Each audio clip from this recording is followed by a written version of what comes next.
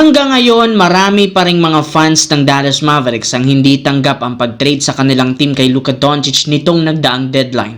Kahit man ilang buwan na ang nakakalipas ng isa katuparan na nasabing trade, kahit man napatunayan na ni Anthony Davis na kaya niyang pangunahan ng Mavericks, hindi para naman sila makapaniwala sa nangyari. Subalit mismo ang Dallas Mavericks General Manager na si Nico Harrison ang matapang na nagsabi sa interview, kailangan lamang ng kanilang prangkisa mag-move on kay Luka at mag-focus sa magiging kampanya.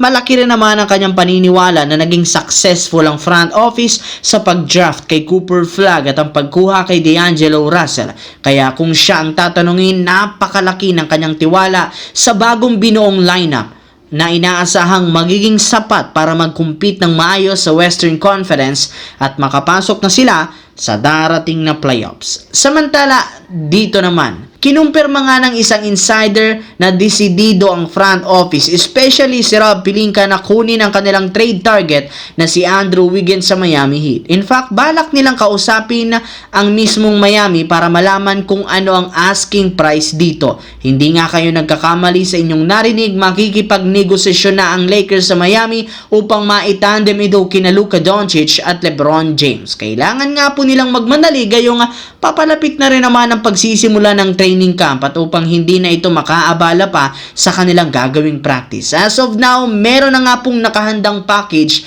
na ipang-o-offer sa Miami kapalit ni Andrew Wiggins. Ito ay sina Rui Hachimura, Dalton Keunig, Gabe Vincent at ang 2032 first round pick. Pero maaari pa rin naman nga itong magbago, depende sa magiging response ng front office ng Miami sa kanilang package at sa gagawin nilang negosasyon sa mga susunod na araw. Sa kabilang banda, matapos nga ang ilang linggong bakbakan, dalawa na lang ang natitira sa Eurobasket na maglalaban sa finals sa September 15. Ito ay ang reigning world champion na Germany at ang Turkey na parehong denomina ang kanilang nakalaban sa semis. Maliban dyan, pareho rin naman ang dalawang ito na undefeated sa group stage hanggang sa knockout stage. Tinalo nga nila ang lahat at isa sa mga rason sa kompetisyon ay dahil sa pagkakaroon ng maraming NBA players na talaga namang nag-i-step up at ina-outplay ang kalaban. Kaso, kahit man halos magkasing lakas ang dalawa,